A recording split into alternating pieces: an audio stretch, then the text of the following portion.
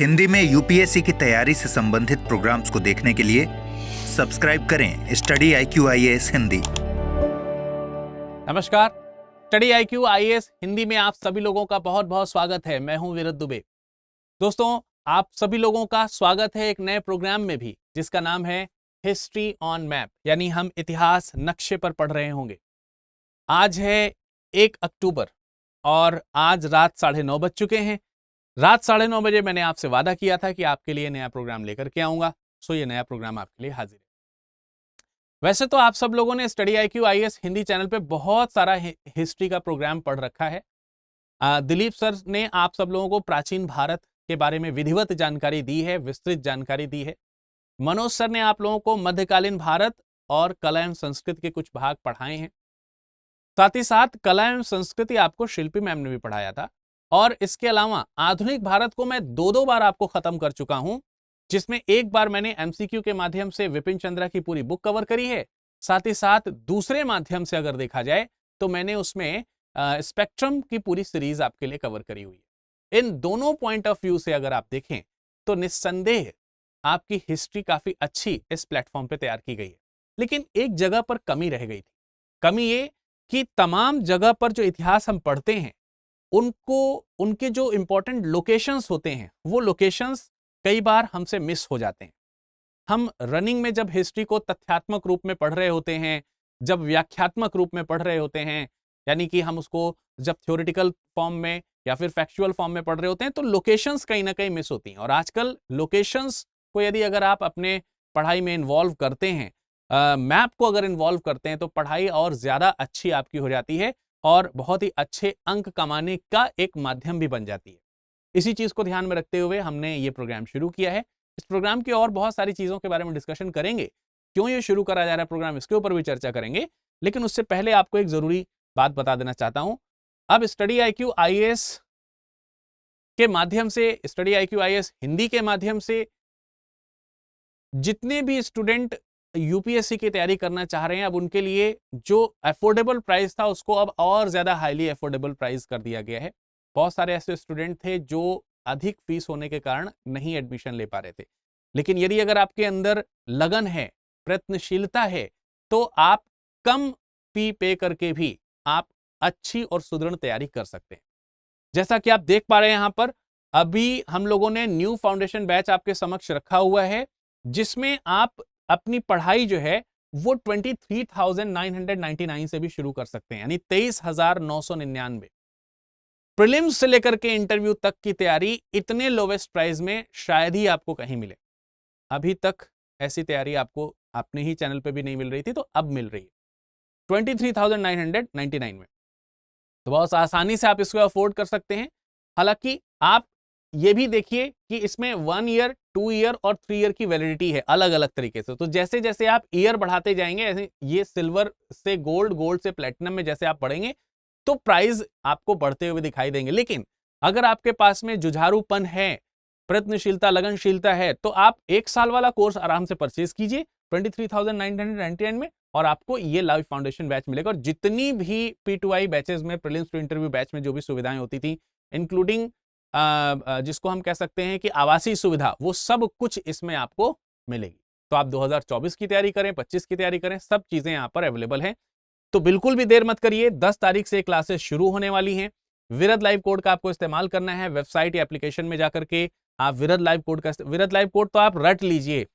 कुछ भी परचेज करना है स्टडी IQ IAS में, कोई भी कोर्स परचेज करना है, आप इसी कोड का इस्तेमाल करेंगे, सारे पे मैक्सिमम डिस्काउंट आपको अवेलेबल होगा, मैक्सिमम टू मैक्सिमम डिस्काउंट इस कोड पे। तो आप इसको रट लीजिए, ठीक है। तो चलिए करते हैं शुरुआत, और सबसे पहले यह समझने का प्रयास करते हैं कि हिस्ट्री ऑन मैप का कॉन्सेप्ट क्यों जरूरी, क्यों है, क्या कारण है कि हम इस कॉन्सेप्ट को लेकर के आ रहे हैं। तो सबसे पहले उसको जानते हैं। तो इसके पीछे तर्क यह है कि अगर आप 2023 का 2023 का GS पेपर 1 उठा करके देखेंगे, GS पेपर 1 जिसमें कि हिस्ट्री आती है, यानी इतिहास GS पेपर 1 में ही आता है। हालांकि 2023 ने सिखा दिया कि हम कोई भी सब्जेक्ट कहीं से भी घुमा फिरा करके पूछ सकते हैं, सब्जेक्ट को जोड़ करके, एक दूसरे के साथ कनेक्ट करके। तो फिर भी ये GS पेपर 1 था। GS पेपर 1 का क्वेश्चन नंबर 1 अगर आप देखोगे, तो आपको उस क्वेश्चन को देख करके, उस प्रश्न को देख करके इस पर्टिकुलर प्रोग्राम की प्रासंगिकता जो है वो समझ में आएगी। क्यों? उसका रीजन क्या है? प्रश्न क्या था? प्रश्न पूछा गया था आपसे, प्राचीन भारत के विकास की दिशा में, प्राचीन भारत के विकास की दिशा में, विकास की दिशा में, प्राचीन भारत के विकास की दिशा में भौगोलिक कारकों, भौगोलिक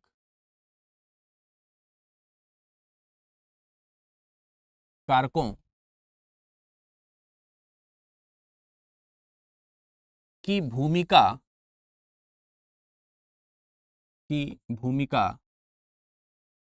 स्पष्ट कीजिए, स्पष्ट कीजिए। अब मैं आपको ये पेपर नहीं सॉल्व करा रहा हूं, लेकिन आपको इस प्रोग्राम के इंपॉर्टेंस समझा रहा हूं, क्योंकि स्टडी आईक्यू में हमेशा इस बात का अप्रोच रखा जाता है कि हम अब 2024 में क्या आएगा ये तो शायद अभी आज की डेट में यूपीएससी को भी नहीं मालूम होगा, लेकिन हम एक कयास लगाते हैं, अंदाजा लगाते हैं कि 2024 के 2023 के पेपर ने इंडिकेशन दिया है कि हिस्ट्री को ज्योग्राफी के साथ मिला करके पढ़ने की आवश्यकता है। और जब हम हिस्ट्री को ज्योग्राफी के साथ मिला करके पढ़ने की आवश्यकता को महसूस करते हैं, तो उस दिशा में सबसे पहले हमको ये समझ में आता है कि भाई नक्शा बहुत जरूरी हो जाता है, मैपिंग बहुत जरूरी हो जाती है। इसलिए इस पर्टिकुलर प्रोग्राम को शुरू करने का प्रयास किया गया है। अब आप सोचिए कि अगर आप प्राचीन भारत के विकास की दिशा में भौगोलिक कारकों की भूमिका को स्पष्ट करना चाहते हैं, तो आप भारत की भौगोलिक स्थिति को पहले तो समझिए। भारत की भौगोलिक स्थिति कैसी है? भारत की भौगोलिक स्थिति कैसी है? अब भारत की भौगोलिक स्थिति, पहली बात तो क्योंकि हम लोग भारत के तो वासी हैं ही, लेकिन उसके अलावा अगर हम देखें तो भारत की जो ज्योग्राफी है ना, बहुत ही मतलब बहुत ही डाइवर्स कंडीशन में है, मतलब बहुत ही विविधतापूर्ण है। और ये हमारे लिए बहुत प्रॉफिटेबल भी है, लाभकारी भी है। कल्पना कीजिए हमारे देश की स्थिति का आप देखिए, तो आप देखेंगे कि हमारा देश जो है, हमारा जो भारत है, मैं छोटा सा भारत यहां पर बना देना चाहता हूं, बहुत ज्यादा जो बाउंड्रीज हैं उसको जो है ध्यान नहीं रखेंगे। मैं आपको एक छोटा सा भारत यहां पर बना करके दिखाने का प्रयास करता हूं, ठीक है? अच्छा, थोड़ी मैपिंग भी आप लोग जब करो ना, तो कोशिश करो कि आप मैप भी बनाने का प्रयास करो। तो मैप अगर आप बनाने का प्रयास करते हो तो ये आपके लिए भी अच्छा है, और आपके एग्जाम पॉइंट ऑफ व्यू से भी आपको जो है बहुत ही मतलब नंबर देने वाला होगा ये। इससे आप जो है अच्छे नंबर पा सकते हैं। इससे जो है आप अच्छे नंबर जो है वो पा सकते हैं, इसलिए मैप को थोड़ा सा ज्यादा ध्यान देना चाहिए।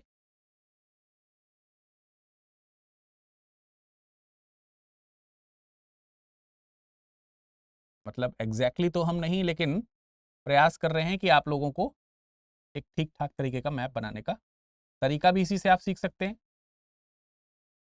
कि कैसे मैप बनाया जाता है, और ये आपके लिए बहुत ज़रूरी भी है।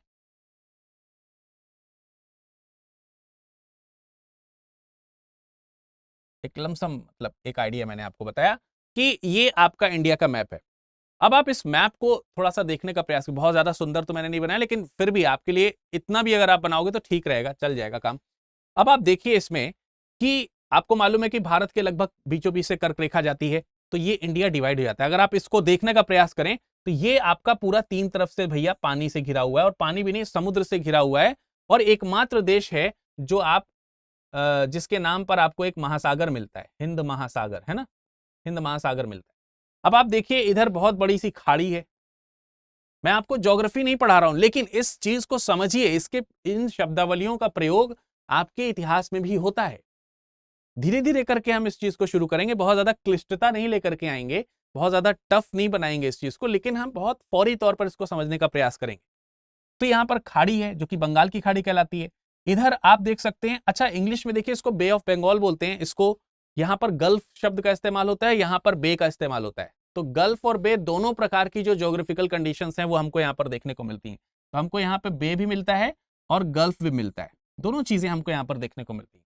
इसके अलावा ये ऊपर वाला हिस्सा देखिए तीन तरफ से स्थल से घिरा हुआ है, तो नीचे वाला हिस्सा तीन तरफ से नदी से घिरा हुआ है, जल से घिरा हुआ है, माफ कीजिएगा नदी नहीं न, जल से घिरा हुआ है, सागर से घिरा हुआ है। तो ये प्रायद्वीप है, प्रायद्वीप, ये प्रायद्वीपी भारत है। उत्तर के भारत को अगर हम देखें तो मतलब यहां से लेकर के अगर आप देखोगे, मतलब अगर आप इस जगह से लगभग कंडीशन देखने का प्रयास करेंगे तो यहां से लेते हुए आप पूरा का पूरा ये पूरा का पूरा लोकेशन आपका, और इस तरफ पूरा का पूरा ये पार्ट आपका, ये पूरा पूरा का पूरा जो पार्ट है आपका, ये आपका हिमालयन रेंज है, हिमालय है।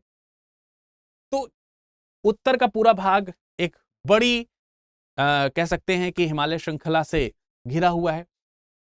जब हिमालय की बात करते हैं तो नवीन पर्वतों के रूप में इसको जाना जाता है, और जब नवीन पर्वतों के रूप में जाने तो भारत पुराने पर्वतों की भी श्रृंखला रखता है, नए पर्वतों की भी श्रृंखला रखता है। अरावलीज है हमारे यहाँ पे, सतपुड़ा है हमारे यहाँ पे, है ना। और फिर अगर आप पश्चिमी हिस्से में देखेंगे तो ये पूरा यहाँ पर आपको रेगिस्तानी भाग मिलेगा, रेगिस्तानी भाग मिलेगा, रेगिस्तान भी है यहाँ पर बहुत बड़ा सा, ठीक है। अब आप सोचिए यहां पर आपको पहाड़ी इलाके भी देखने को मिलेंगे। गंगा और यमुना दो बड़ी बड़ी नदियां हैं यहाँ पर। नदियों से तो पूरा जाल बिछा हुआ है पूरे भारत में, मोर देन 400 बड़ी और छोटी नदियां मिला करके यहाँ पर पूरा जाल है, मोर देन 400। उत्तर में जितनी भी नदियां हैं वो सब हिमालयी नदियां कहलाती हैं, दक्षिण में जितनी भी नदियां हैं वो सब पेनिनसुलर यानी कि प्रायद्वीपी नदियां कहलाती हैं। और इसमें एक नदी ऐसी भी है जो भारत को पूर्वी और पश्चिमी दिशा में डिवाइड करती है, तो उसको अगर आप देखेंगे तो वो आपका नर्मदा नदी है, नर्मदा नदी। यहीं से आपकी ताप्ती नदी भी जाती है, नर्मदा और ताप्ती उल्टी बहती हैं तो बाकी सारी नदियां पूर्व की ओर बह रही होती हैं। मतलब कितनी विविधता है। हाईलैंड्स भी हमारे यहाँ, लोलैंड्स भी हमारे यहाँ है, प्लेन भी हमारे यहाँ है, ग्रासलैंड्स भी हमारे यहाँ है, पहाड़ियां भी हैं, पठार भी हैं, आइलैंड्स भी हैं। यहाँ पर आपको यहाँ पर आइलैंड्स भी देखने को मिल जाएंगे, द्वीप समूह भी हैं। मतलब शायद ही ऐसी कोई चीज हो जो हमारे देश में मौजूद ना हो। इतनी विविध प्राकृतिक स्थिति को रखने वाला ये भारत अगर है तो उससे ऐसे प्रश्न बनने स्वाभाविक, निस्संदेह स्वाभाविक है। दर्रे भी हैं हमारे यहाँ, घाटियां भी हैं हमारे यहाँ, सबसे ऊंचे स्थल भी हैं, सबसे नीचे स्थल भी हैं, सब कुछ मौजूद है। तो जब हम प्राचीन भारत के विकास की दिशा में भौगोलिक कारकों की भूमिका को स्पष्ट करने की बात करते हैं तो हमें ये प्राचीन भारत वाला जो भारत है उसको थोड़ा सा ध्यान रखना होगा। ये वाला जो भारत मैंने बताया बना दिया, ये लगभग 1947 भारत आजाद हुआ उसके बाद का भारत है, मान के चलिए। लेकिन उससे पहले तो हमारा यहाँ पर ये जो बांग्लादेश वाला इलाका है वो भी है, और इधर से जो पाकिस्तान वाला इलाका जुड़ता है हमारे साथ में वो भी है। तो भाई पाकिस्तान और भारत और ये वाला जो हिस्सा है बांग्लादेश वाला हिस्सा, ये सब मिला करके ये पुराना भारत या अखंड भारत 1847 से पहले का भारत हमारा कहलाता है। प्राचीन भारत उससे भी ज्यादा श्रेष्ठ, आर्यवर्त जिसको कहा जा रहा है। तो निस्संदेह हम कभी हिमालय के इस क्वेश्चन में बात करेंगे, कभी हम नर्मदा नदी की बात करेंगे इस प्रश्न में, कभी हम बोलन दर्रे की बात कर लेंगे, कभी हम मतलब विभिन्न प्रकार की घाटियों की चर्चा कर लेंगे, कभी हम गंगा के मैदानी भागों की। इस प्रश्न में सभी इस तरीके के जियोग्राफिकल लोकेशन का इस्तेमाल होगा। गंगा नदी का जो बेसिन एरिया है जहां पर मगध साम्राज्य इतना बड़ा प्रॉस्पेरियस कह सकते हैं कि साम्राज्य के रूप में बना, तो वो सब चीज हम तभी समझ पाएंगे ना जब हम इन नदियों के बारे में जानते हो, इस हिमालय के बारे में जानते हो, इस रेगिस्तान के बारे में जानते हो, इस नर्मदा के बारे में जानते हो, दक्षिण भारत के प्रायद्वीप के बारे में जानते हो। तो ये प्रश्न हमें ये बताता है कि हमें इतिहास को नक्शे पर पढ़ने की आवश्यकता है। इसीलिए हम इतिहास को नक्शे पर शुरू कर रहे हैं, प्रारंभ कर रहे हैं। आज ये पहली क्लास है और बहुत आराम से धीरे धीरे करके इस क्लास को हम शुरुआत करेंगे। मे बी कि इसके अलग पार्ट्स भी बन जाएं इस पर्टिकुलर क्लास के, हो सकता है कि बन जाए, लेकिन हम समझने का आराम से ही प्रयास करेंगे, जल्दीबाजी नहीं करनी है। आप चाहें तो इसके आधार पर अपने नोट्स भी बना सकते हैं। हालांकि इसके पीडीएफ हम आपको प्रोवाइड कर देंगे अपने टेलीग्राम पे, और टेलीग्राम हम आपको इस सेशन के अंत में बता देंगे। ठीक है, चलिए शुरुआत करते हैं। सबसे पहले थोड़ी जानकारी पहले ले लेते हैं। मैप में आएंगे मैप में आएंगे, लेकिन पहले थोड़ी सी इतिहास की जानकारी ले लेते हैं, जिससे वार्म अप हो जाए आपका, है ना, आप थोड़ी बहुत सारी चीजें जो हैं वो समझ सकें, जान सकें, तो उसके ऊपर थोड़ी सी चर्चा कर लेते हैं। सबसे पहले इतिहास की जब हम बात करें, सबसे पहले जब हम इतिहास की बात करें, इतिहास, तो इतिहास का थोड़ा समय विभाजन है, काल विभाजन है, जो कि हमें करना चाहिए। इतिहास जो है वो विभाजित है कुछ भागों में, कुछ काल खंडों में हम उसको विभाजित करते हैं, और तकरीबन 3 कालखंड है जिसमें हम इसको विभाजित करते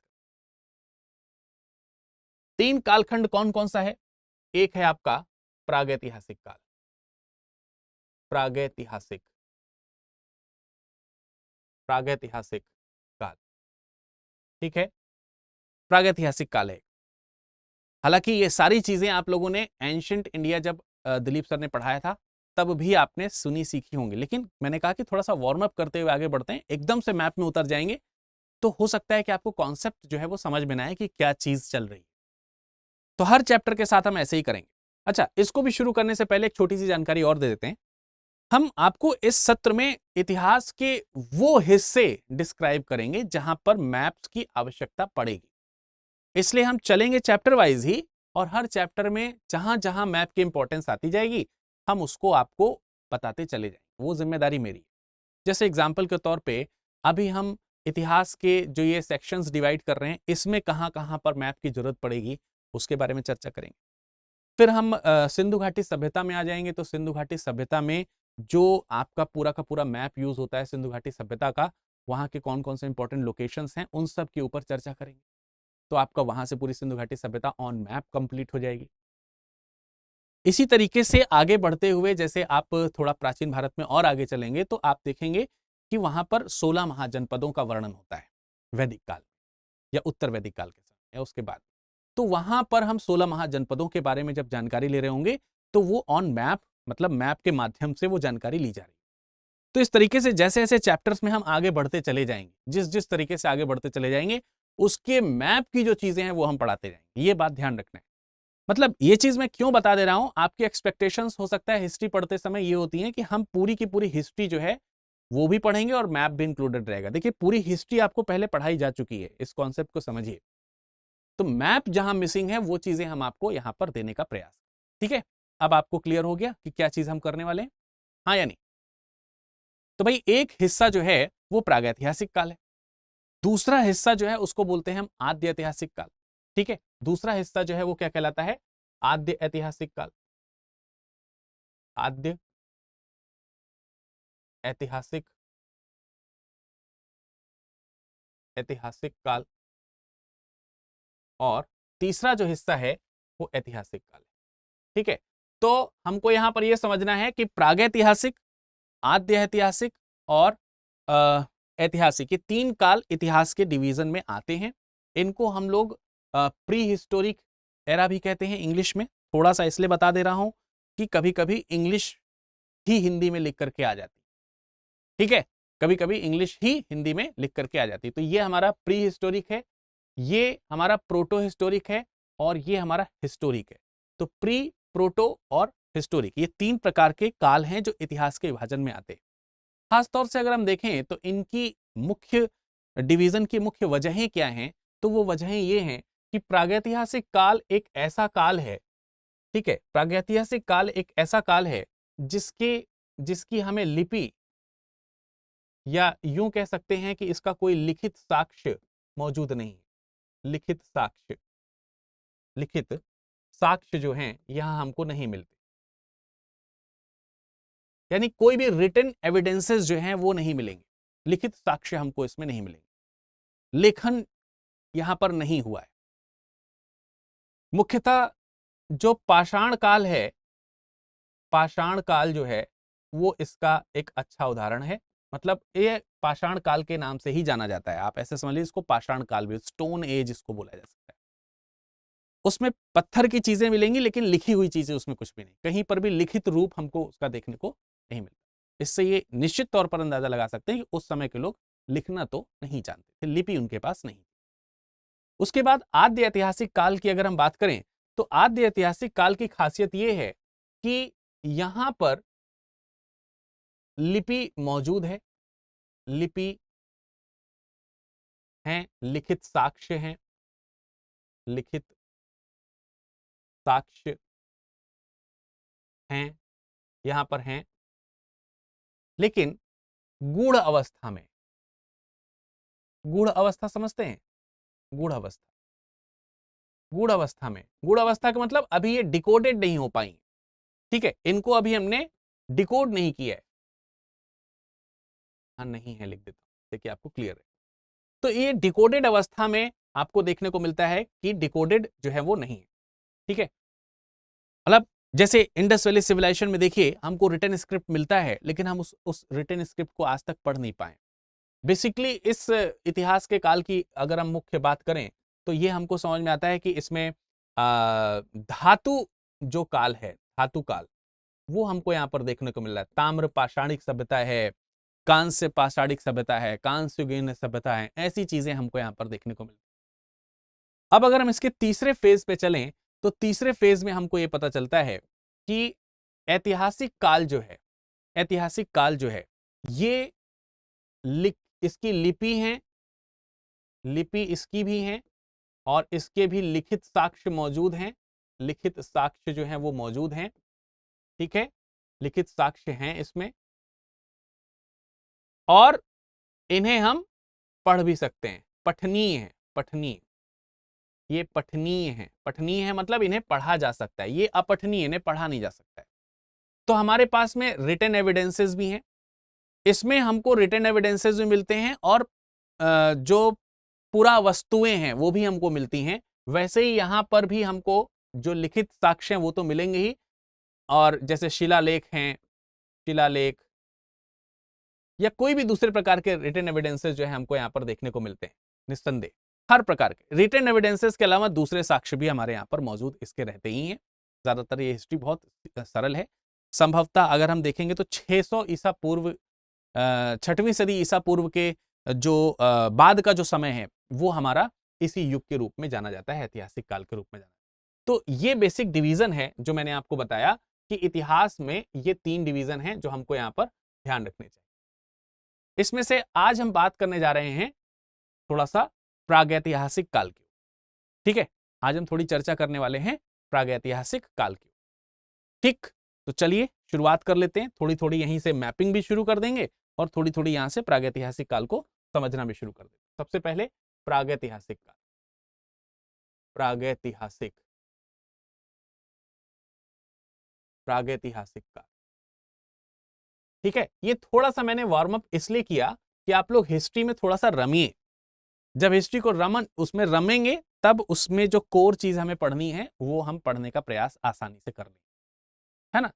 देखिए प्रागैतिहासिक काल की अगर हम बात करें तो सबसे पहले डैनियल विलियम नाम के एक व्यक्ति थे, डैनियल विलियम, डैनियल विलियम नाम के एक व्यक्ति थे जिन्होंने सबसे पहले तकरीबन 1851 के आसपास इस शब्द का प्रयोग, प्रागैतिहासिक काल शब्द जो है इसका प्रयोग किया था, ठीक है। तो 1851 के आसपास इसका प्रयोग किया था। अगर हम इसकी पूरे टाइम पीरियड की बात करें तो ये जो समय है ये आज से तकरीबन 20 लाख साल पहले से शुरू हुआ माना जाता है, ठीक है। तो वास्तविक रूप में अगर हम इसका टाइम पीरियड देखेंगे तो 20 लाख साल, 20 लाख वर्ष से लेकर के तकरीबन 10,000 वर्ष पूर्व, इसको आप इंग्लिश में कई जगहों पर बीपी के रूप में लिखा हुआ देखने को मिलते हैं। बीपी का मतलब होता है बिफोर प्रेजेंट, यानी आज से लेकर के आज से 20 लाख साल पहले से 10,000 साल पहले तक का जो समय है वो हमारा प्रागैतिहासिक काल के अंतर्गत। अब प्रागैतिहासिक काल के बारे में जानकारी कैसे मिलती है, इसके स्रोत क्या होंगे? इसके स्रोत जो हैं वो पुरावशेष हैं, मतलब इस समय मिलने वाले जो भी पुरावशेष हैं, पुरावशेष, ये पुरावशेष ही इसके क्या है, प्रमुख स्रोत हैं। इन्हीं से हमको पता चलता है, लेकिन इनमें से कोई भी ऐसा स्रोत नहीं मिला है जिसपे कुछ लिखा हो, इसीलिए हम इसको कहते हैं कि इसमें लिखित साक्ष्य मौजूद अभी तक नहीं। प्रागैतिहासिक काल का भी आगे कई भागों में डिवीजन है। जैसे कि एक हिस्टोरियन थे जिनका नाम था जॉन लुबाक। जॉन लुबाक को लॉर्ड एवेवरी भी कहा जाता है। तो जॉन लुबाक जो है वो क्या करते हैं, जॉन लुबाक क्या करते हैं, ये जो प्रागैतिहासिक काल है, प्री हिस्टोरिक एरा जो है, इसको दो भागों में डिवाइड करते हैं। टू पार्ट्स में इन्होंने डिवाइड करके बताया हुआ है कि इसके दो हिस्से हो सकते हैं समय के अनुसार या मिले हुए जो साक्ष्य हैं उसके अनुसार। इसमें से एक को उन्होंने पुरापाषाण कहा है, पुरापाषाण, ठीक है, एक को इन्होंने पुरापाषाण काल कहा है, और दूसरा पुरा और दूसरा नव यानी कि नया, ठीक है। तो ये वाला हिस्सा जो है वो नवपाषाण काल के रूप में जाना गया, नवपाषाण। इसको पैलियोलिथिक कहा गया, पैलियोलिथिक, और इसको जो है नियोलिथिक, ठीक है, इसको नियोलिथिक कहा गया। ये दो हिस्से शुरुआत में बताए गए, लेकिन कुछ समय पश्चात अगर हम देखें तो तकरीबन 1887 के आसपास फ्रांस में एक गुफा मिली जिसका नाम था मास दी एजी। एक गुफा है फ्रांस में, मास दी एजी, ये गुफा है।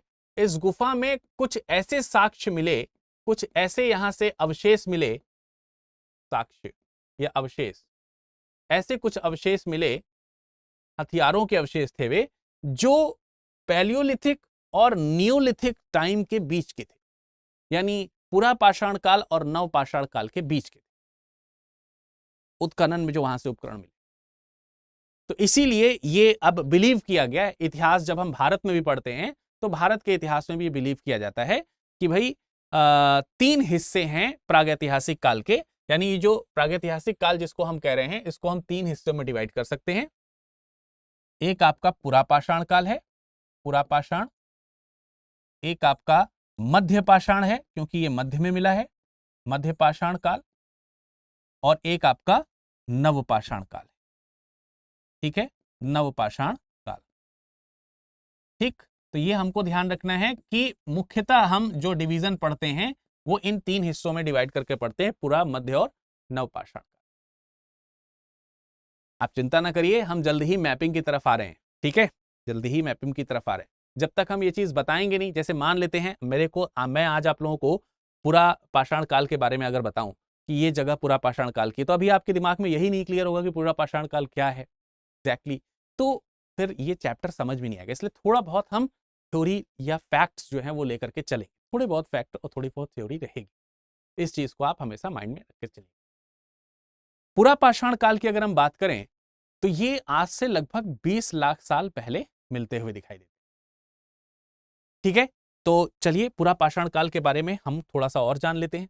मैंने बताया कि इसको हम लोग पैलियोलिथिक एज के रूप में जानते हैं। तो पैलियोलिथिक, मेसोलिथिक और नियोलिथिक, मध्य कवाले को मेसोलिथिक कहा जाता है। पैलियोलिथिक की जो शुरुआत होती हुई मानी जाएगी वो मैंने आपको बताया कि 20 लाख बीपी। अब आप 20 लाख बीपी का मतलब समझ गए होंगे क्योंकि मैंने आपको पहले ही बताया कि बीपी का मतलब होता है बिफोर प्रेजेंट, आज से 20 लाख साल पहले। तो भारत की जो पुरातात्विक सभ्यता है उसका आरंभ जो है वो आज से 20 लाख साल पहले से होता है। और ये जो 20 लाख साल पहले अगर इसको ज्योग्राफी के टर्म में देखें, पृथ्वी के भूगोल को समझने का प्रयास करें, तो उस समय भारत में या धरती पे अगर हम देख सकते हैं वो प्लिस्टोसीन युग जो है वो चल रहा होगा, जिसको साधारण भाषा में हम हिमयुग कहते हैं। तो ये जो समय है ये हिमयुग का है, हिमयुग। हिमयुग के समय से आप देखते हैं कि पुरापाषाण काल की शुरुआत होते हुए देखने को मिलती है। अब ये जो पुरापाषाण काल है इसको भी हम तीन हिस्सों में डिवाइड करते हैं। आप सोच रहे होंगे कितने डिवीजन हैं, ये हिस्ट्री को थोड़ा आसान करते हैं इसलिए इनके इतने डिवीजन किए गए। इसमें में से कौन कौन सा है? निम्न पुरापाषाण है, निम्न पुरापाषाण, ठीक है, ये समझना है हमको। एक निम्न पुरापाषाण है, दूसरा मध्य पुरापाषाण जिसको बोल सकते हैं हम लोग, यानी कि मिडल पैलियोलिथिक एज है, निम्न को लोअर बोलते हैं, ठीक है, लोअर पैलियोलिथिक एज। और तो मैं लिख दे रहा हूं मध्य पुरा पाषाण। और जो तीसरा है वो है आपका निम्न पुरा पाषाण। तो बेसिकली मैं आज आप लोगों को पुरा पाषाण कालीन स्थलों के बारे में लोकेट करने वाला हूं। मैं आज आप लोगों को पुरा पाषाण काल के जो स्थल हैं उनके बारे में बताने वाला हूं। और पुरा पाषाण काल के जो स्थल हैं वो 3 हिस्सों में डिवाइड होते हैं, जिनको हम लोग निम्न पुरा पाषाण काल, मध्य पुरा पाषाण काल और उच्च पुरा पाषाण काल के रूप में जानते हैं। ठीक है, इसको हम लोग लोअर, इसको हम लोग मिडिल और इसको हम लोग अपर। ठीक है, इसको हम लोग अपर पैलियोलिथिक एज के रूप में जानते हैं। अब इसमें से जो निम्न पुरा पाषाण काल है वो 20 लाख बिफोर क्राइस्ट का, 20 लाख साल पहले का है। 20 लाख 20 लाख बीपी का है। अगर हम पूरा मध्य पाषाण काल की बात करें तो ये लगभग 80,000 साल आज से, बिफोर प्रेजेंट यानी आज से तकरीबन 80,000 साल पहले का है। और अगर हम इसकी बात करें तो ये तकरीबन 35,000 साल पहले का है। तो ये तो हमारा डिवीजन है, यानी कि मैप में जो चीज अब हम देखने जा रहे हैं वो 2 लाख, माफ कीजिएगा 2 मिलियन कह सकते हैं उसको, 20 लाख, आज से 20 लाख साल पहले से लेकर के आज से 35,000 साल पहले तक की चीजों को हम पढ़ने वाले। तो आई गेस कि आपको ये यहां तक की जितनी बातें मैंने बताई हैं वो समझ में आई हो, राइट। अब इसमें सबसे पहले हम निम्न पुरा पाषाण काल की ओर चलेंगे। अब हम इसमें सबसे पहले निम्न पुरा पाषाण काल की ओर चलेंगे। निम्न पुरा पाषाण, और इसका टाइम पीरियड तो मैंने आपको बताया ही है, आज से 20 लाख साल पहले। तो इसके कॉमन फैक्टर्स को अगर हम समझने का प्रयास करें, कॉमन फैक्ट्स को समझने का, जानने का प्रयास करें, तो निम्न पुरा पाषाण काल जो है वह एक मतलब जिसको कह सकते हैं अनसिविलाइज्ड, असभ्य हैं, बर्बर हैं, अस्थिर हैं, एक जगह नहीं रहते हैं, टोटली नेचर पे, प्रकृति पे डिपेंडेंट हैं। मतलब आप इसको ऐसे मान सकते हैं जैसे आजकल जंतु होते हैं तो वो जिस तरीके से रहते हैं वो मतलब ह्यूमंस की तरह उनमें ब्रदरहुड वगैरह नहीं होता है ना, उस तरीके की चीजें उस तरीके के मानव में रही हों। उस समय के जो मिलने वाले औजार हैं उनमें भी हमें ये देख करके समझ में आता है कि अभी मानसिक रूप से बहुत चीजों को वो समझ पाने में मतलब सक्षम नहीं थे। तो उनके जो पत्थर हैं, बेसिकली औजार जो हैं वो पत्थर के हैं। इनके जो औजार हैं वो पत्थर के हैं, और ये पत्थर के जो औजार हैं ये बेडौल हैं। बेडौल होने का मतलब ये हो गया कि जब हम थोड़ा सा दिमाग लगा के किसी चीज का काम करते हैं तो उसमें एज पर नीड चेंजेस हमको देखने को मिलते हैं। अभी लगता था कि बस जो चीज था उनके पास उसका ही जैसे प्रयोग किया जा सकता था वैसे कर लेते थे। मुख्य तौर से अगर हम इनकी जीविका देखें तो जीविका किस चीज पर रही होगी, बस जैसे इंसान, जैसे हम पशुओं की भूमिका को देखते हैं उस समय वैसे वो भी रहे होंगे। मतलब आप समझिए कि मुख्य तौर से शिकार, या फिर कोई भी जो प्राकृतिक भोजन है जो पेड़ पौधों पे मिल जाए, जो ये खाते हों, उस तरीके की चीजों का ये सेवन करते रहे।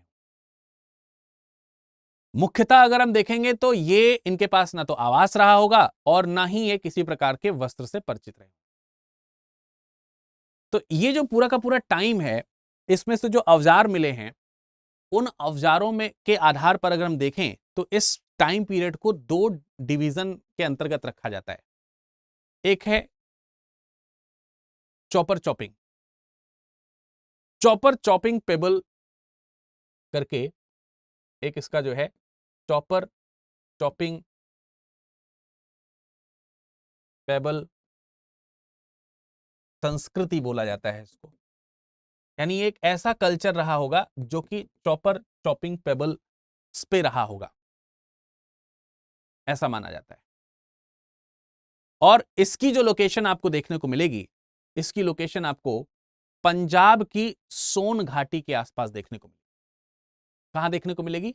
पंजाब की सोन घाटी के। तो पंजाब की सोन घाटी कहाँ है, या इसको सोन या सोन या सोहन ऐसे नामों से बुलाया जाता है, तो ये कहाँ है, आइए थोड़ा सा नजर डालते हैं। और इसके लिए हम थोड़ा मैप का इस्तेमाल करते हैं, मैप बनाने का आपके समक्ष प्रयास करते हैं। ठीक है, तो एक बार फिर से हम मैपिंग की तरफ पहुंच रहे हैं, आप लोग भी इसको समझने का प्रयास कीजिएगा। मोटे मोटे तौर पर अगर हम देखें तो उस समय का भारत कुछ इस तरीके का रहा होगा, राइट।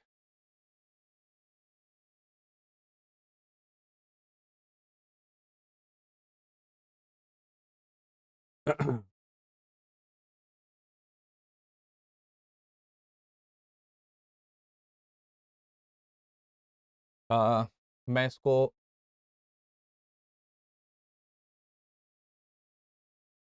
उस समय के प्राचीन भारत है उसके नक्शे पे थोड़ा सा लेकर के जाने का प्रयास करूंगा, और आप इसको ऐसे करके समथिंग लाइक दिस। ठीक है, आई होप कि आपको ये मैप दिख रहा होगा, समझ में आ रहा होगा। अब इसमें थोड़ी सी रिवर की भी इंपॉर्टेंस है, नदियों की भी इंपॉर्टेंस है।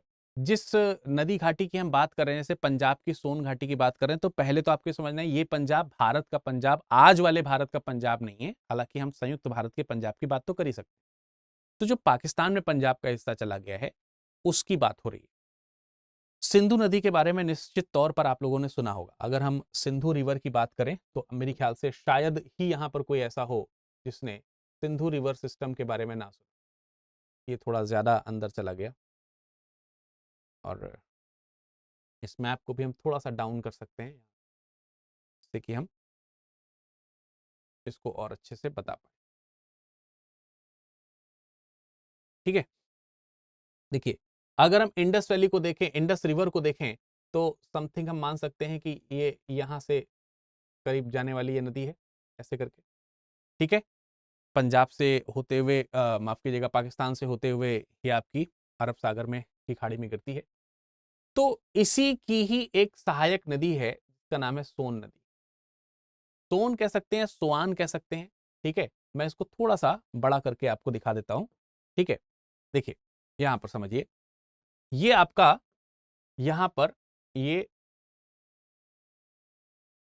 सोआन या सोहन नदी मान लेते हैं ये।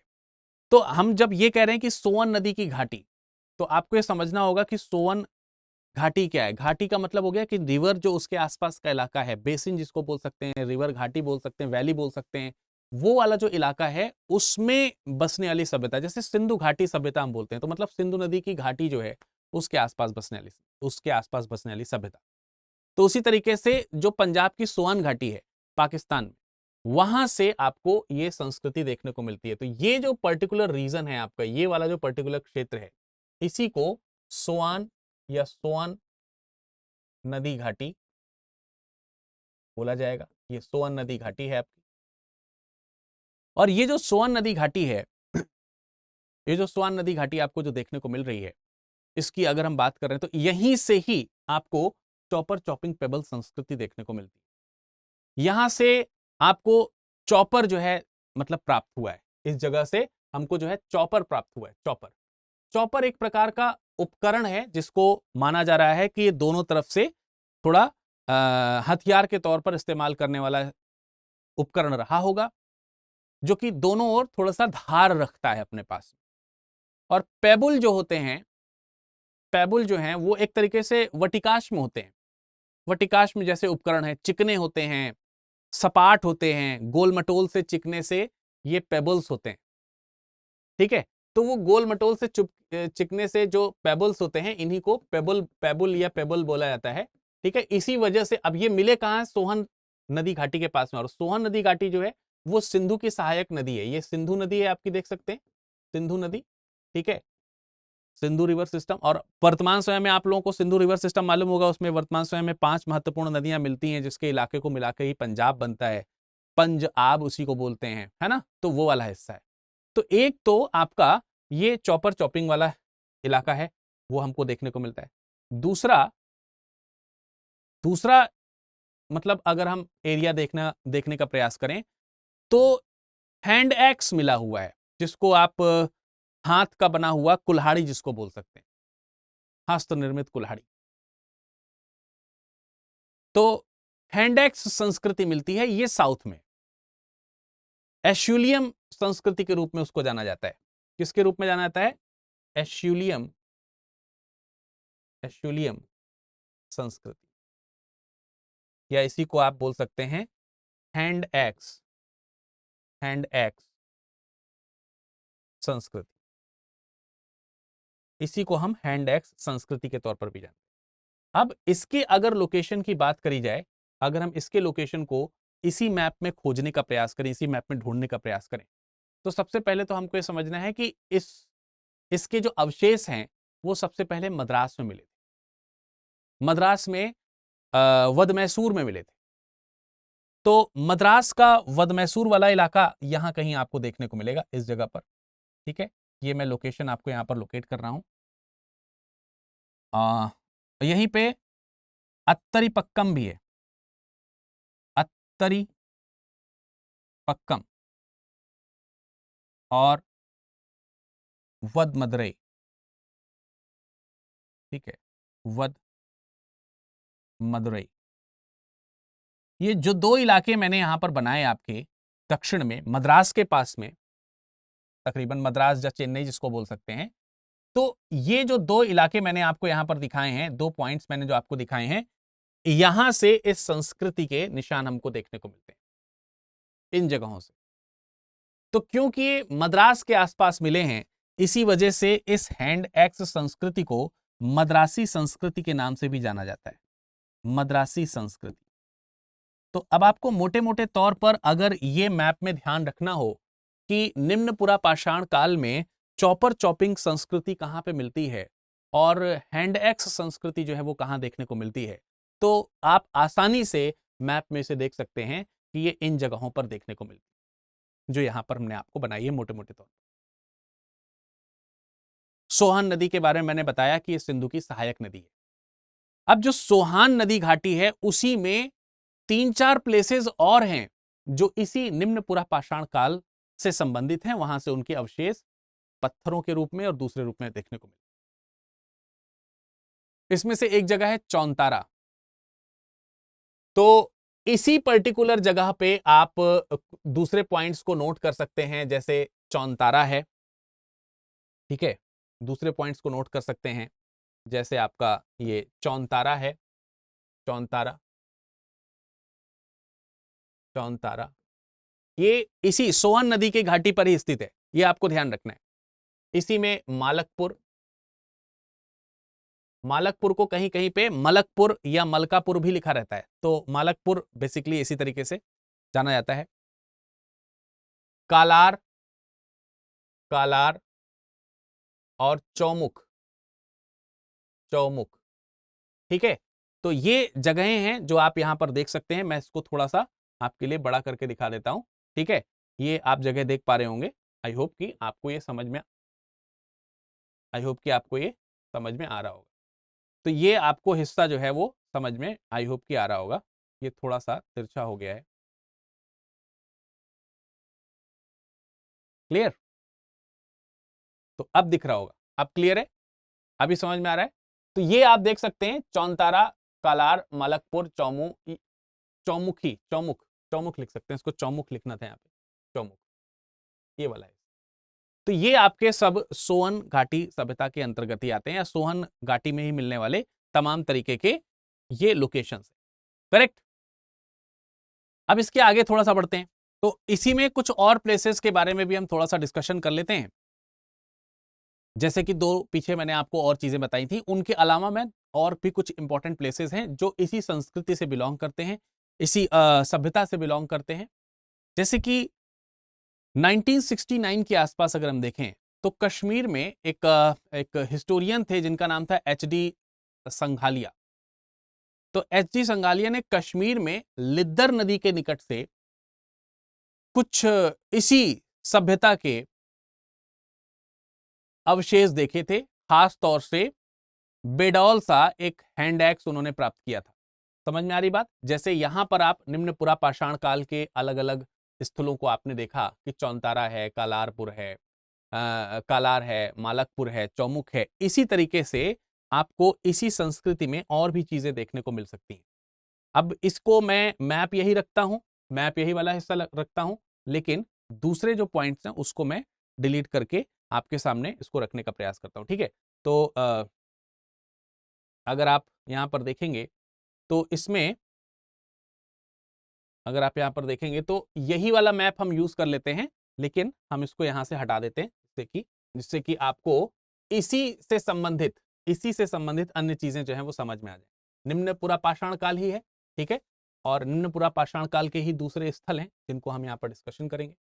अब जरा देखिए, जब मैं आपको ये बताने का प्रयास कर रहा हूं कि एक लिद्दर नदी घाटी है, उस लिद्दर नदी घाटी के पास से भी निम्न पुरा पाषाण काल के स्थल हमको मिले हैं, तो ये लिद्दर नदी घाटी को भी हमें देखना होगा।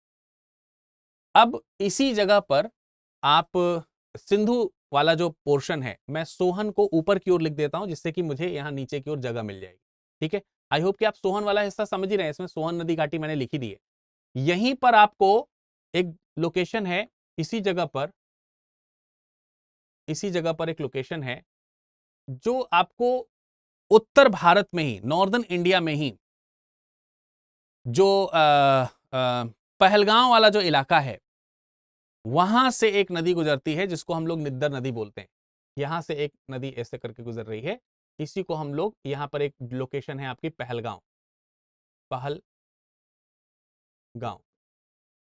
ठीक है, ये पहलगांव लोकेशन है। तो इस पहलगांव लोकेशन को अगर आप देखेंगे, मैं बड़ा कर दे रहा हूं इसको, ठीक है, पहलगांव, ये वाला जो इलाका है, इस पहलगांव वाले इलाके के पास में ही आप देखोगे तो आपको ये लोकेशन देखने को जो है वो मिल जाएगी, ठीक है, ठीक है। तो पहलगांव वाले इलाके में आपको यहीं पर लिद्दर नदी है, ये लिद्दर लिख दे रहा हूं, लिद्दर, ये लिद्दर इलाका है। तो लिद्दर में, पहलगांव में हैंडेक्स जो है वो प्राप्त हुए हैं, ठीक। मैं यहां पर पॉइंट भी लिखता चल रहा हूं जिससे कि आपको सारी चीजें स्पष्ट, लिद्दर नदी घाटी, पहलगांव, तो यहां पर आपको हैंडेक्स जो है वो मिला हुआ है, हैंडेक्स। और ये भी हैंडेक्स जो है वो जो मद्रास संस्कृति में जो हैंडेक्स मिले थे उससे मैचिंग करते हैं, उससे मिलते जुलते हैं। तो ये आवागमन को थोड़ा सा रिप्रेजेंट करते हुए समझ में आते हैं, आवागमन को, ठीक है। समझ में आ रही बात, हाँ या नहीं? चलिए, इसी में एक और पॉइंट हमें ऐड करना है, जैसे लिद्दर नदी घाटी का है उसी तरीके से हिमाचल वाला जो एरिया है, हिमाचल वाला जो आपको एरिया यहां पर देखने को मिलेगा, डिफरेंट कलर से बना देता हूं जिससे कि आपको यहां पर पॉइंट समझ में आएगा। हिमाचल वाला जो एरिया है, तो हिमाचल वाले एरिया में ओल्फ रूपर थे, ओल्फ रूपर, इन्होंने 1951 में हिमाचल प्रदेश वाला जो इलाका है, वहां का जो शिवालिक रेंज है, शिवालिक क्षेत्र जो है, उस शिवालिक क्षेत्र में, उस शिवालिक रीजन में, जो पंजाब और हिमाचल प्रदेश का मिला जुला जो रूप है, वहां पर सतलज की एक सहायक नदी है जिसका नाम है सिरसा, सतलज नदी की सहायक नदी है। सतलज नदी तकरीबन जो है आप देखेंगे तो वो यहीं से ऐसे निकलते हुए जाती है, और आपको मालूम है कि ये भी सिंधु की सहायक नदी है, ठीक है। तो यहीं पर सिरसा है, सिरसा इसी की एक सहायक नदी है, सिरसा, ठीक है। तो इस एरिया को आप कह सकते हैं सिरसा नदी घाटी, सिरसा नदी घाटी। तो सिरसा नदी घाटी में भी आपको यही वाला एरिया देखने को मिलता है जो 1951 में ओल्फ रूपर के द्वारा या रूफर के द्वारा खोजा गया। यहां पर भी पूरा पाषाण काल के उपकरण हमको देखने को मिल जाते हैं। इसी तरीके से मिर्जापुर क्षेत्र में जब जाएंगे तो वहां पर टोंस की सहायक नदी है जहां पर आपको बोलन घाटी मिलेगी। तो इसको अगर हम थोड़ा सा साइड करते हुए देखें,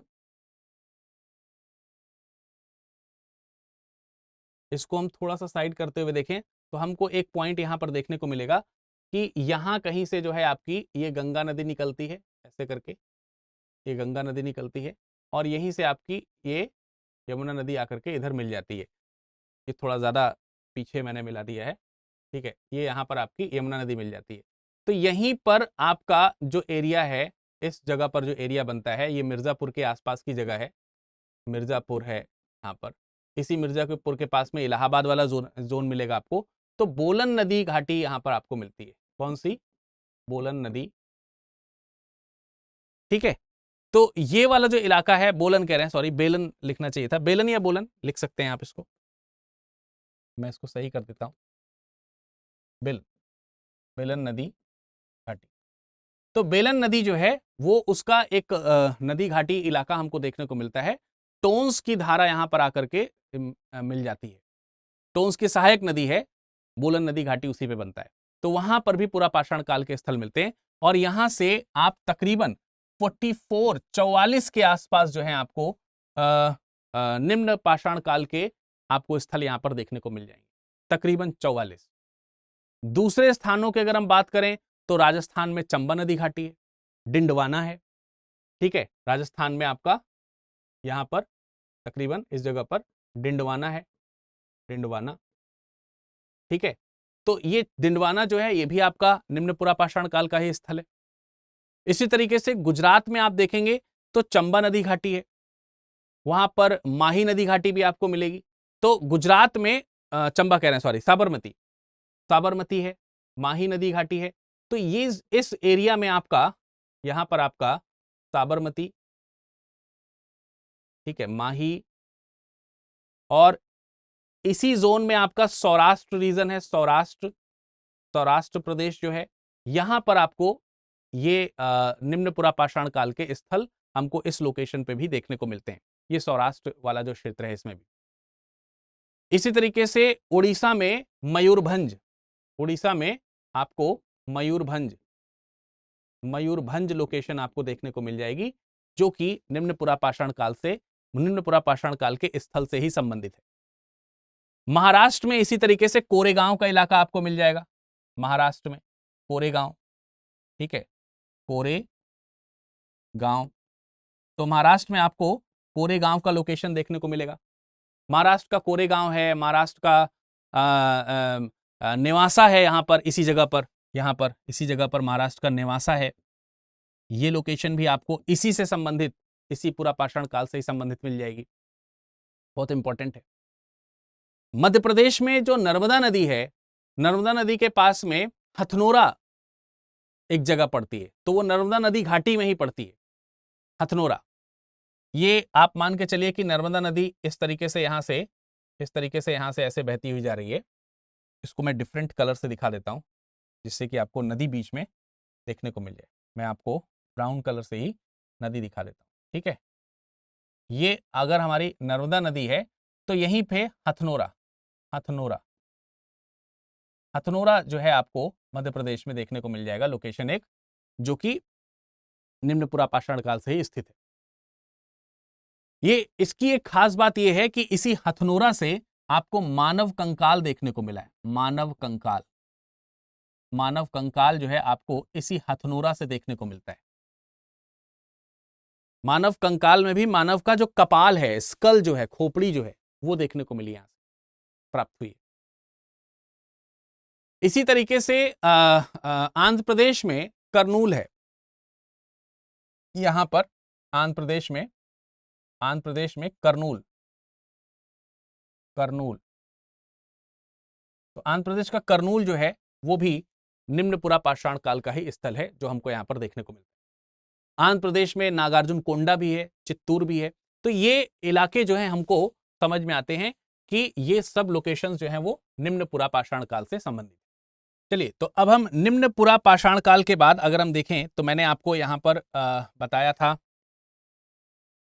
कि प्रागैतिहासिक काल जो है उसके 3 स्थान है, पुरा पाषाण है, मध्य पाषाण है, नव पाषाण काल है। फिर मैंने आप लोगों को बताया था कि जो पुरा पाषाण है उसमें निम्न और मध्य, और फिर अब 2 बार निम्न लिख गया है, ये उच्च लिखना पड़ेगा यहाँ पर मुझे उच्च लिखना पड़ेगा, अपर, ठीक है। यहाँ पे एक गलती है, इसको हमें उच्च लिखना होगा, ठीक है, उच्च।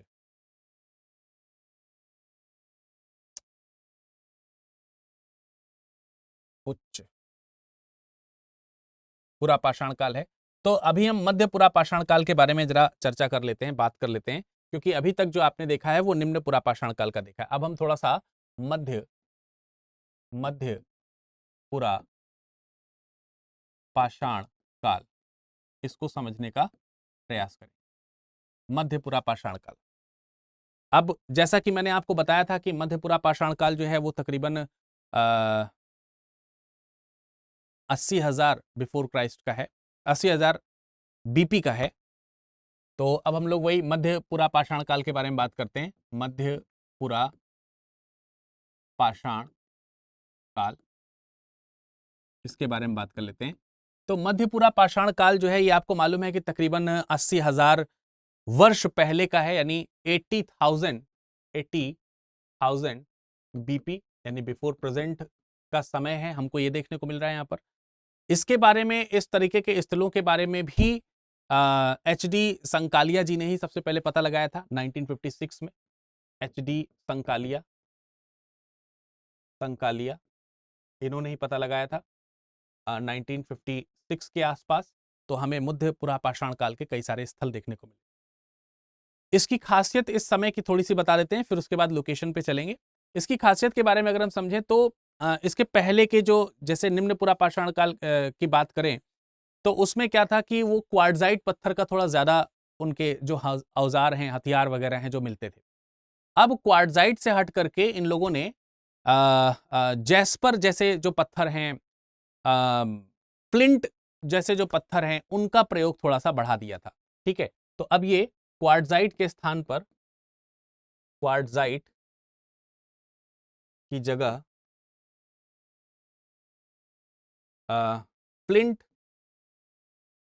फ्लिंट चर्ट बोल सकते हैं, चर्ट पत्थर हैं, ये भी पत्थर का एक प्रकार है, इसका थोड़ा सा इस्तेमाल होने लगा था। जैस्पर इत्यादि पत्थरों का प्रयोग उन्होंने करना शुरू कर दिया था। और इसके प्रयोग से उन्हें खासा लाभ इस तरीके का हुआ कि अब पहले की, जैसे मैंने बताया था कि उसमें क्या हुआ कि थोड़े बेडौल से पत्थर थे, बेडौल से उनके औजार या हथियार हुआ करते थे। अब वो थोड़े शार्प होने शुरू होते हैं, उनमें एक पैनी आकृति जो है वो आनी शुरू होती है।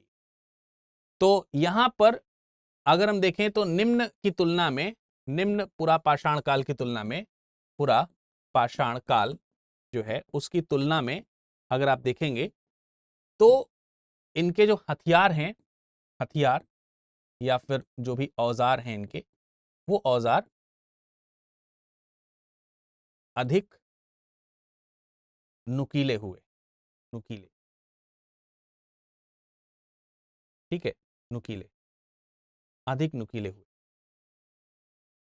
तो ये तो एक छोटी सी पहचान है, लेकिन अगर हम मुख्य तौर पे चर्चा ये करें कि ये लोकेशन कहाँ रही होगी, तो एक बार फिर से हम आपको उसी तरीके का एक मैप बना करके दिखा देते हैं। ठीक है, जिससे कि आप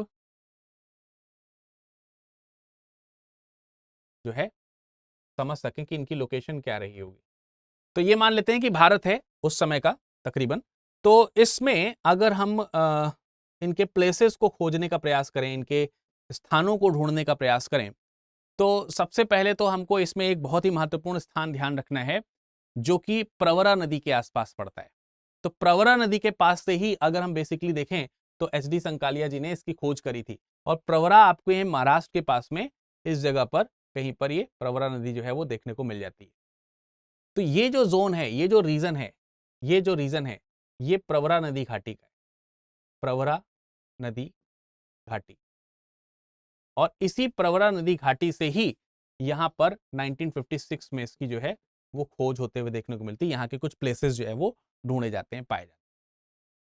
नॉर्दर्न रीजन में अगर हम देखें, अगर हम इसके कुछ प्रमुख स्थलों की बात करें मध्यपुरा पाषाण काल के, तो इसमें उत्तर प्रदेश में वाराणसी में एक कस्बा टाइप का है चकिया। आपको मालूम है, ये मान लेते हैं कि यहाँ से ये गंगा नदी जो है ये बह रही है। ठीक है, ये गंगा नदी है, यहाँ से मान लेते हैं कि ये यमुना नदी जा रही है। तो यहीं पे ही पास में आपको, जैसे पीछे भी मैंने ये रीजन आपको, पीछे भी पिछला वाला जो मैप बनाया था तो उस रीजन पे मैंने आपको दिखाया था, वहाँ पे बेलन घाटी मैंने आप लोगों को यहाँ पर दिखाया था। तो बेलन घाटी वाला जो हिस्सा है, मिर्जापुर के आसपास का जो हिस्सा है, वहीं पर है आपको बेलन घाटी वाला जो हिस्सा है। इसके अलावा जो मैंने आपको अभी अभी एक नाम बताया था वाराणसी का, वाराणसी वाला जो इलाका है वो, ठीक है। और यहीं पर ही आप देखेंगे तो ये बेलन नदी घाटी का जो इलाहाबाद वाला इलाका है, इलाहाबाद वाला जो इलाका है, ठीक है, इस नदी के पास में जहां पर गंगा यमुना मिलती है, यहीं पर आपको इलाहाबाद मिलेगा और यहीं पर आपको बेलन नदी घाटी का जो एरिया है वो देखने को मिलेगा। तो बेलन नदी घाटी वाला जो हिस्सा है, इलाहाबाद वाला जो हिस्सा है, मिर्जापुर वाला जो इलाका मैंने आपको बताया है जो सिंगरौली बेसिन में यहां पर बनने को मिलता है, मिर्जापुर का, मिर्जापुर सिंगरौली बेसिन, सिंगरौली बेसिन, ये सिंगरौली बेसिन भी इसी क्षेत्र में आपको देखने को मिलेगा, इसी प्रांत में आपको देखने को मिलेगा। ये आपका मध्य पाषाण काल की सभ्यता के लोकेशंस हमको देखने को मिलते हैं मैप के ऊपर। इसी तरीके से हिमाचल प्रदेश में अगर आप देखेंगे तो मैंने जो आपको व्यास, वेनगंगा, सिरसा नदी घाटी वाला जो इलाका बताया था, ठीक है, जो जैसे सतलज नदी है तो थोड़ा ज्यादा ऊपर मैंने बता दिया, मान लेते हैं कि सतलज नदी जो है आपका, ये मैप थोड़ा और ऊपर बनना चाहिए था, एग्जैक्ट नहीं बन पाया है पर आप इसको फील कर सकते हैं, समझ सकते हैं। मैं इसको पूरा करने का प्रयास करता हूं, ठीक है। ये आपकी यहां से नदी निकल रही थी, यहां से मान लेते हैं कि ये सतलज नदी जो है और यहां से ऐसे सिंधु नदी निकल रही है और सिंधु नदी इधर से जा रही है, सतलज नदी इसमें आकर के मिल रही है। तो यहीं पर एक छोटी सी नदी मिलती है व्यास, क्या नाम है, ये भी सिंधु की सहायक नदी है। तो जो व्यास रिवर है, इसी व्यास के पास में ही ये वाला जो लोकेशन मैं आपको दिखा रहा हूं, ये लोकेशन जिसको व्यास वानगंगा, ये हिमाचल प्रदेश के आसपास का जो इलाका है, ठीक है, व्यास बाणगंगा घाटी जो है, उस व्यास बाणगंगा घाटी, सिरसा घाटी, इसी जोन में सिरसा नदी की सिरसा घाटी है, सिरसा घाटी, ये वाला जो इलाका है, इन इलाकों में भी आपका ये मध्य पुरापाषाण काल के अवशेष जो हैं वो देखने को मिले। मध्य पूर्व भारत की ओर थोड़ा सा आते हैं तो हमको वहां पे झारखंड में सिंहभूमि वाला जो इलाका है, झारखंड में सिंहभूमि वाला जो इलाका है, सिंहभूमि, सिंहभूमि, सिंहभूमि, झारखंड वाला जो इलाका है, वहां से भी इसके हमको लोकेशन देखने को मिलते हैं, अवशेष देखने को मिलते हैं। गुजरात में जो सौराष्ट्र रीजन मैंने आपको बताया था, ये वाला, ठीक है, गुजरात में जो सौराष्ट्र प्रांत बताया था, सौराष्ट्र, सौराष्ट्र, गुजरात, गुजरात, सौराष्ट्र रीजन जो है, उस सौराष्ट्र रीजन से भी इसका एक बहुत ही इंपॉर्टेंट एविडेंस मिलता है। और इन सब में सबसे इंपॉर्टेंट एविडेंस जो हमको यहाँ पर मिलता है, इन सब में सबसे ज्यादा जो इंपॉर्टेंट एविडेंस मिलता है वो आपका यहाँ पे जहाँ से ये नर्मदा नदी जाती है, मैं आपको पहले नर्मदा नदी दिखा देता हूँ फिर से एक बार,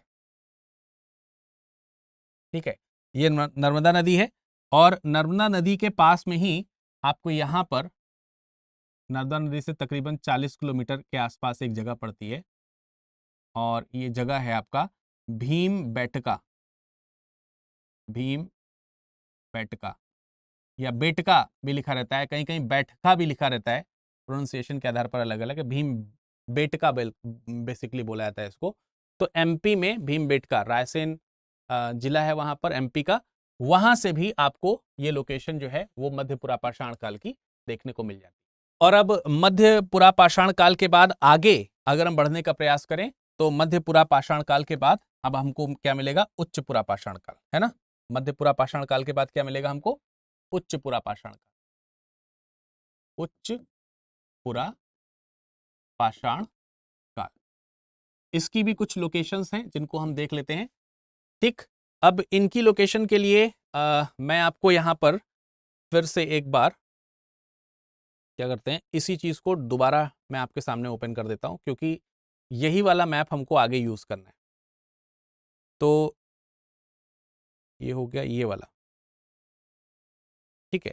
अब जरा देखिए, इसमें मैं आपको जो मध्य पुरापाषाण काल वाला इलाका है वो दिखा देता हूं और इसमें से हम हटा देते हैं यहाँ से उच्च पुरापाषाण काल वाला इलाका दिखाना, तो मध्य पुरापाषाण काल हम यहाँ से हटा देते हैं, ठीक है। अब जरा देखिए, तो भी क्या करते हैं हम, हटा दें। तो अब जरा देखिए, इसका हम नाम डाल देते हैं भाई इसका हम नाम डाल देते हैं उच्च पुरा पाषाण काल। ठीक, मैप वही है जो हमने आपका मध्य पुरा पाषाण काल में यूज किया है, उसी में अभी जगह बची हुई है, तो मैं आपको इसी में ही उच्च पुरा पाषाण काल के बारे में भी बता देता हूं। आप सब लोगों को मालूम है कि उच्च पुरा पाषाण काल का जो समय है वो तकरीबन 35,000 साल पहले, आज से तकरीबन 35,000 साल पहले, बिफोर प्रेजेंट की बात करते हैं, तो ये लोकेशन आपको उस समय की दिखाई देनी शुरू होंगी। इसमें खास बात यह है कि इस समय थोड़ी सी नमी कम हो गई है, आर्द्रता की जो है वो कमी आ जाती है। और इसकी सबसे बड़ी उपलब्धि हमको जो देखने को मिलती है, जो आधुनिक मानव हैं, जो आधुनिक मानव जो है, आधुनिक मानव, ये आधुनिक मानव यानी कि होमो सेपियंस जिनको बोलते हैं हम, होमो सेपियंस, सेपियंस, ये होमो सेपियंस जो हैं इसी में हमको देखने को मिलते हैं, इसी समय में ही हमको देखने को। इसमें उच्च पुरा पाषाण काल की तुलना अगर हम मध्य पुरा पाषाण काल से करें तो और ज्यादा पैने हथियार जो है वो देखने को मिलते हैं, जैसे कि ये लोग चाकू का इस्तेमाल करना शुरू कर देते हैं, छिद्रक जो है जिससे कि छेद किया जा सके किसी चीज में, तो छिद्रक इत्यादि का इस्तेमाल करते हैं। मतलब अधिक पैने, हम कह सकते हैं अधिक पैने हथियार, पैने हथियार। अधिक पैने का मतलब हो गया कि थोड़े ज्यादा शार्प हो चुके हैं पहले की तुलना में, थोड़े ज्यादा शार्प हथियारों का इस्तेमाल ये करना शुरू कर देते हैं। इनके उपकरणों में ये चीज देखने को मिलती है। ठीक है, तो अच्छा, दूसरी चीज ये है कि इनके कुछ हथियार जो हैं वो अस्थियों के भी बने हैं, अस्थि निर्मित, अस्थि निर्मित हथियार जो हैं वो भी हमको देखने को मिलते हैं। तो ये कुछ स्पेशलिटी मैंने थोड़ी सी बता दी उच्च पुरा पाषाण काल की। अब सीधा चलते हैं इनकी लोकेशंस को समझने का प्रयास करते हैं। तो जो आपका बेलन और सोन घाटी वाला जो इलाका है, इसको मैं बिल्कुल डिफरेंट कलर से लिख देता हूं, जिससे कि आपको ये लोकेशन हमको ठीक तरीके से याद रहेगी। ठीक है, मैं थोड़ा सा लाइट पिंक का इस्तेमाल कर लेता हूं। देखिए, ये वाला जो इलाका है ना, ये वाला जो इलाका आप देख रहे हो, बेलन घाटी वाला इलाका देख रहे हैं, बेलन घाटी वाला इलाका आपको वहां पर रिप्रेजेंटेड है, दोबारा दिखाने की जरूरत नहीं है। तो मैं यहां पर सिर्फ नाम लिख देता हूं आपके लिए कि इसके अगर हम लोकेशन या क्षेत्र की बात करें तो हमको बेलन घाटी वाला जो इलाका है, बेलन घाटी, बेलन घाटी का जो इलाका है ये देखने को मिल जाता है। इस इलाके में हमको इसके लोकेशंस जो है वो देखने को मिलती है, यहां से उनके अवशेष जो है वो हमको देखने को मिले। इसी तरीके से यूपी में सोन घाटी वाला जो इलाका है, सोन घाटी, सोन घाटी वाला जो इलाका है, तो ये वाले जो प्रांत हैं वो हमको यूपी में देखने को मिल जाते हैं। सोन नदी जहां से आ रही होती है, तो सोन घाटी, सोन, ठीक है, सोन घाटी का इलाका हमको देखने को मिल जाता है, वो भी वहीं से है। इंपॉर्टेंटली जो हमने मध्य प्रदेश का भीमबेटका बताया था, मध्य प्रदेश का जो भीमबेटका है, भीमबेटका में उच्च पुरा पाषाण काल भी है, और इससे पहले जो मध्य पुरा पाषाण काल मैंने आपको बताया था वो भी हमको देखने को मिलता है। तो मैं यहीं पर एमपी का आपको भीमबेटका भी लिख दे रहा हूं, भीमबेटका। ठीक है, तो भीमबेटका की लोकेशन आपको यहां पर दिख रही है, इस जगह पर एमपी में। ठीक है, एमपी, भीमबेटका की भी आपको लोकेशन यहां पर दिख रही है। इसी तरीके से झारखंड का जो सिंहभूमि वाला इलाका है, ये वाला जो इलाका है, तो मैंने पिंक कलर से इसीलिए अंडरलाइन कर दिया कि आपको ये भी समझ में आए। कहाँ लिख सकते हैं हम इस जगह पर, आगे कंटिन्यू कर सकते हैं। झारखंड, झारखंड जो है उस झारखंड में सिंहभूमि, सिंहभूमि। ठीक है, लोकेशन अलग से लिख इसलिए रहा हूं क्योंकि मैप में आपको वहां पे दिख रही है, इसीलिए मैंने वाला मैप यहां पर यूज कर लिया था, वरना फिर दोबारा बनाना पड़ता। आप चाहे तो दोबारा भी बना सकते हैं, इसमें कोई दिक्कत वाली बात नहीं। साथ ही साथ आंध्र प्रदेश में जो कुरनूल की गुफाएं हैं, यहां पर, इस जगह पर, इन जगहों पर, ठीक है, करनूल या कुरनूल, कुरनूल या कहीं कहीं करनूल ऐसे लिखा रहता है, करनूल। ठीक है, इनकी गुफाएं हैं, इन गुफाओं में आपको अवशेष देखने को मिल जाते हैं। इसी तरीके से एक लोकेशन आपको पुष्कर में देखने को मिलेगी, पुष्कर में, पुष्कर, पुष्कर। तो ये आपको ध्यान रखना है, जो भी पिंक कलर से मैंने लिखा हुआ है, ये सारे के सारे पिंक कलर वाले जो है वो उच्च पुरा पाषाण काल है। ठीक है, तो ये आपके पुष्कर हो गया, ये आपका भीमबेटका हो गया, सिंहभूमि हो गया, करनूल हो गया, उधर सोन नदी घाटी है, बलन नदी घाटी है, ये सारे इलाके जो हैं आपके इसमें देखने को मिलते हैं आपको उच्च पुरा पाषाण काल। भीमबेटका का 2 जगहों पर इस्तेमाल हुआ है, तो मैं थोड़ा सा आपको भीमबेटका के बारे में बता देता हूं। एमपी के रायसेन जिले में है, मैंने आपको पहले ही बताया, और मध्य प्रदेश से तकरीबन 40-45 किलोमीटर की दूरी पर है, ज्यादा दूर नहीं है। मध्य प्रदेश का मतलब भोपाल से, माफ कीजिएगा, मध्य प्रदेश नहीं, भोपाल। भोपाल से तकरीबन 40-45 किलोमीटर की दूरी पर है रायसेन। वहीं पर आपका ये एक बहुत बड़े इलाके में फैला हुआ प्रागैतिहासिक काल के कह सकते हैं कि स्थलों में से एक है। खास बात इसकी ये है कि यहाँ पर प्रागैतिहासिक कालीन चित्रकला के बहुत सारे अच्छे अच्छे नमूने आपको देखने को मिलेंगे। मैं रिकमेंड करूंगा कि अगर आप जा सकते हैं, अगर आप एमपी के हैं तो बिल्कुल जाइए, नहीं गए तो, और नहीं जा सकते हैं तो कोशिश करके जाकर के देख के आइए, आप इतिहास में जीते हुए पाए जाएंगे। उच्च पुरा पाषाण काल और मध्य पुरा पाषाण काल के वहां पर तकरीबन 600 से भी ज्यादा आपको स्थल देखने को मिलते हैं ये भीमबेटका में। भीमबेटका ये कहां है? एमपी में। एमपी में कहां पे? रायसेन। मोर देन 600 प्लेसेस जो हैं आपको मध्य और उच्च पुरा पाषाण काल के देखने को मिलेंगे। इन स्थलों के बारे में, इन रॉक शेल्टर्स के बारे में विष्णु श्रीधर जी ने इसकी खोज करी थी 1958 में। विष्णु श्रीधर जी,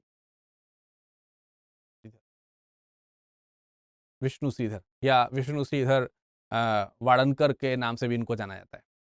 इन 600 से ज्यादा जो ये रॉक शेल्टर्स जो यहाँ पर मिलते हैं, उनमें से 215 से भी 275 से भी ज्यादा गुफाएं जो हैं या रॉक शेल्टर्स जो हैं वो प्रागैतिहासिक काल की आपको देखने को मिलेंगी। ठीक है, मतलब टोटल मतलब 600 गुफाएं आपको देखने को मिलेंगी। उसमें से अगर हम प्रागैतिहासिक काल की तरफ चलेंगे तो प्रागैतिहासिक काल में आपको तकरीबन 200-250 के आसपास गुफाएं देखने को मिल जाएंगी। तो बहुत ही इंपॉर्टेंट चीज है, क्योंकि उनमें उन्होंने चित्रकारी प्रस्तुत करी हुई है, पक्के रंगों का प्रयोग किया हुआ है। आप सोचिए 30-35 हजार साल पहले की जो चीजें हैं वो अभी भी उन पत्थर में बनी हुई है। खास बात यहाँ पर यह ध्यान रखना है कि ये जो चीजें हैं, ये जो भीमबेटका है, ये गुफा मतलब है, 1-2 गुफाएं भी हैं वहां पर, लेकिन ये फेमस है बेसिकली रॉक शेल्टर्स के लिए, शैलाश्रय के लिए। यहाँ पे पहाड़ हैं, पहाड़ के नीचे रुकते थे वो। रुकने का मतलब कहीं जा रहे हैं तो कहीं पे आश्रय ले लिया थोड़े समय के लिए, फिर माइग्रेट कर गए, दूसरी जगह चले गए, तो जितनी देर वहां रुके वहां पेंटिंग वेंटिंग कर दी, उस तरीके की चीज हमको वहां पर देखने को मिली। ये गुफाएं नहीं है, गुफाएं हैं उसमें लेकिन 1-2 ही हैं। मोस्टली प्रोबेबली ये फेमस हैं रॉक शेल्टर्स के लिए। तो ये मैंने आपको यहां पर उच्च पुरा पाषाण काल जो है उसके बारे में बता दिया। तो अगर आप टोटलिटी में अगर आप देखेंगे यहां से यहां तक, अगर आप यहां से समझने का प्रयास करेंगे, तो मैंने आपको बहुत सारी चीजें यहां पर बताने का प्रयास किया है। इतिहास के जो खंड हैं वो आपको पता चल गया है। प्रागैतिहासिक काल का विभाजन मैंने आपको बताया। प्रागैतिहासिक काल के विभाजन में पुरा पाषाण काल जो है उसके जो 3 हिस्से हैं वो मैंने आपको बताए। उन 3 हिस्सों में एक एक में कौन कौन सी लोकेशन कहाँ कहाँ मिली है उसके बारे में मैंने आपको यहाँ पर लोकेट किया है मैप में, अलग अलग जगह पे। और मेरे द्वारा जो बनाया गया मैप है उसको बनाते हुए भी अगर आप देखेंगे तो आपको मैप बनाने में भी आसानी हो जाएगी। बहुत सरलता से मैंने सारे मैप आपको यहाँ पर बना करके दिए। आई होप कि आपको ये सेशन जो है आज का समझ में आया होगा, पसंद आया होगा, है ना? ठीक है, अच्छी तरीके से आपने इसको जाना, सुना, सीखा, समझा होगा। और आगे जो है जब हम पढ़ेंगे तो जैसे यहाँ पर हमने आपको पाषाण काल में पूरा पाषाण काल के बारे में बताया है। अगली जो मैपिंग होगी वो मध्य पाषाण काल और नव पाषाण काल को कलेक्ट करते हुए आपके सामने हम प्रस्तुत करेंगे। फिर धीरे धीरे करके आगे की ओर बढ़ेंगे। तो ये आज का एपिसोड आपको कैसा लगा जरूर हमें बताइएगा, कमेंट सेक्शन में कमेंट करके बताइएगा। इस लेक्चर की पीडीएफ जो है वो आपको प्राप्त हो जाएगी। मेरा टेलीग्राम है, ठीक है, मेरे टेलीग्राम पे आप जुड़ सकते हैं t.me/विरद VIRADDUBEY01। ये हमारा टेलीग्राम का लिंक है, या फिर आप टेलीग्राम पे सर्च कर सकते हैं, सर्च करिएगा विरद.दुबे, ठीक है। इस नाम से आप हमें सर्च करेंगे टेलीग्राम पे, और इसी नाम से आप हमें टेलीग्राम पे भी और इसी नाम से आप हमें इंस्टाग्राम पे भी सर्च कर सकते हैं। पीडीएफ आपको ओनली एंड ओनली टेलीग्राम पे ही उपलब्ध हो पाएगी। तो चलिए, जाने से पहले एक बार मैं आपको फिर से रिमाइंड करा देना चाहता हूं कि ये जो जिन लोगों ने अभी एडमिशन नहीं लिया है वो इसके तहत अपने न्यूनतम शुल्क में आप एडमिशन ले सकते हैं। 10 तारीख से बैच शुरू होने वाला है। P2I बैच है, प्रीलिम्स टू इंटरव्यू का। ये इस स्टाइल का पहला बैच है जो शाम को 6 बजे से शुरू होगा। विरद लाइव कोड का इस्तेमाल करना है। किसी भी तरीके की प्रॉब्लम आ रही हो तो आप हमसे जरूर मुलाकात कर सकते हैं, जरूर पूछ सकते हैं। चलिए, आपका समय शुभ हो। अच्छे से पढ़ते रहिए, स्वस्थ रहिए, मस्त रहिए। धन्यवाद। हिंदी में यूपीएससी की तैयारी से संबंधित प्रोग्राम्स को देखने के लिए सब्सक्राइब करें स्टडी IQ IAS हिंदी।